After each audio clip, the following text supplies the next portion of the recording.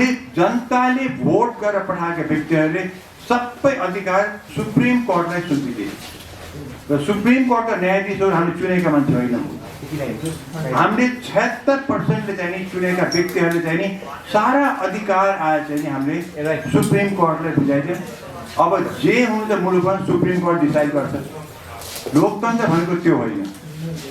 लोकतन्त्र भनेको कस्तो कुरा हो भनेदेखि जहाँ सुप्रिम कोर्टमा चाहिँ नि खासै कानुनी कुरा जानुपर्ने हो, पोलिटिकल कुरा जानुपर्ने होइन। सबभन्दा पहिले कुरा त यो क्लियर गरौँ कि हाम्रो जनताको अधिकार हामीले चाहिँ पुरा सुप्रिम कोर्टलाई सुम्पिदियौँ के त्यो ठिक थियो? लोकतन्त्रमा लोकतन्त्र अब कमजोर भयो। दोस्रो कुरा, आज कोरोनाको महामारी भयङ्कर छ, हामीलाई भ्याक्सिन चाहिएको छ। भ्याक्सिन किन्ने अवस्था हाम्रो छैन। अति महँगो छ भ्याक्सिन, तर त्यसलाई अलिक सस्तो पनि मुलुकबाट पाउन सकिन्छ। त्यही पनि एक भ्याक्सिनको $3-4 पर्छ र यहाँ जनताको अधिकारै छ। सरकारको दायित्व थियो कि चाहिँ सबै जनता जोलाई चाहिने हो फ्री भ्याक्सिन दिने। त्यसको मतलब अरबौँ खर्च हुन पर्ने थियो। अब त्यो भ्याक्सिनले जनता बचाउने जुन पैसा छ, अब त्यो पैसा विकास खर्च सबै दिएर चाहिँ अब हामी इलेक्सनतिर जानुपर्ने भयो। 3 वर्ष नपुग्दै अब 2 वर्षमा इलेक्सनमा जाँदा त्यो पैसा जुन जनता बचाउने पैसा थियो, अब त्यो इलेक्सनमा ओलीजीको नाक बचाउनेतिर हामी लाग्न आयौँ। यो अहिले इलेक्सन कुनै हालतमा हुनु हुँदैन। पैसाको कुरा मात्रै हेर्ने हो भने हुनु हुँदैन। हामीसँग मान्छे बचाउने, मैले आज मलाई कुनै पोलिटिकल पार्टी या कुनै नेताको चाहिँ मलाई अस्तित्व जोगाउनु छैन। मेरो पहिले जनता बचाउँ। आज सबभन्दा ठुलो शत्रु भनेको चाहिँ नि प्रचण्ड ओली होइन, शत्रु भनेको कोरोना हो। त्यसलाई बचाउनको हामी अगाडि बढ्न सक्नुपर्छ। त्यो पैसाकै कुरा हो यो। त्यसैले ओलीजीले जुन आज गर्नुभयो संसद विघटन गरेर त्यसपछि इलेक्सनमा जानु भन्नुभयो, यो कदम बिल्कुलै गलत छ। ओलीजीले कतिपय कदम 3 वर्षमा ठिक गर्न भएको छ, बेठिक गर्न भएको छ। मैले ठिकलाई ठिक भनेको छु, बेठिकलाई बेठिक भनेको छु। कतिपय उहाँको कुराहरूमा मैले बचाएको छु।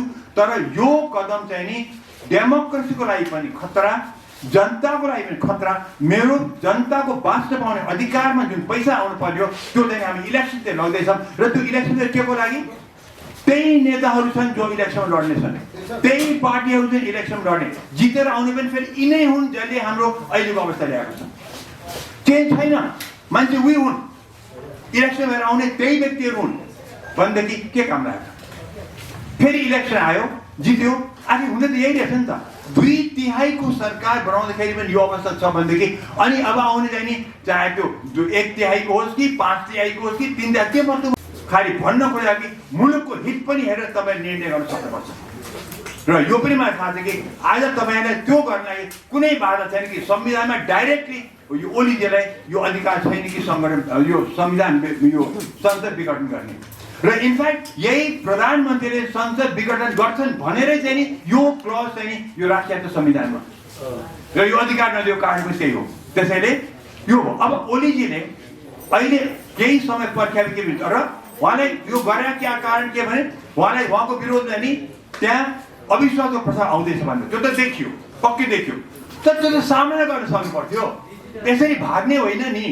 ओली जस्तो चाहिँ एउटा त्यस्तो खम्बा जस्तो प्रधानमन्त्रीले चाहिँ नि ओ सामना गर्नु पर्थ्यो। र हेर्नुहोस्, संसदमा हार्नु कुनै बेइज्जत हुँदैन, तर अब पार्टीले निष्कासन गर्छ, निष्कासनको दाग लाग्यो भने त त्यो त ठुलो दाग हो नि त। त्यो किन नबुझ्या?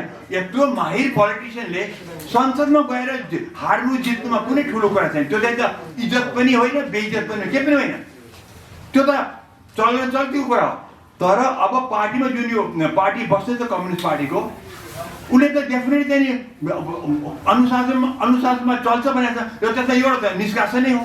अब ओलीमा चाहिँ यत्रो चारदार ओलीले दाग लाग्नु छ त उसले त फेस गरायो भने त्यो फेस गर्नुपर्छ नि। आएको छ भने फेस गर्न सक्नुपर्छ, त्यो पनि नगर्ने। लुसुको चाहिँ अर्को बाटो अप्नाउने, जुन बाटो चाहिँ नि मुलुकलाई चाहिँ ध्वस्त पार्ने अवस्थामा गइरहेको छ। मैले त यसको त तर्कै बुझिनँ। त्यही पार्टी हुन्, त्यही मान्छे इलेक्सनमा जाने हुन्, त्यही नेता हुन्, यही अवस्था हुने, यही मान्छेले कोही घुम्ने मेचमा घुमाइरहेर के फाइदा हुन्छ हामीलाई? यो चाहिँ नि मैले बुझ्न सकिनँ के। त्यसैले चाहिँ नि अहिले मुलुक धेरै ठुलो सङ्कटमा परेको छ र यो पनि तपाईँ बताइदिउँ, यसको चाहिँ नि हामी दोषीहरू हेर्ने हो भनेदेखि कोही पनि यो यसबाट चाहिँ छुटकारा पाउन सक्दैन। कम्युनिस्ट पार्टीको कुनै माथिल्लो तहको नेताले चाहिँ नि यसमा छुट पाउन सक्दैन। यो सबै दोषी छन्, चाहे प्रचण्ड हुन्, चाहे माधव नेपाल हुन्, चाहे झलनाथ, चाहे जो हुन्, ग्याङ अफ 4 हुन् कि ग्याङ अफ 5 हुन्, 6 हुन्, मतलब छैन, उत्तिकै दोषी छन्। किनभने यो अवस्था ल्याउनुमा यिनी सबै चाहिँ दोषी छन्, बढी दोषी छन्। आजको दिनमा संसद विघटन गरेको हुनाले ओली नै दोषी हुन्, तर यो अवस्था निम्त्याउनुमा चाहिँ नि यी सबै पनि दोषी छन्।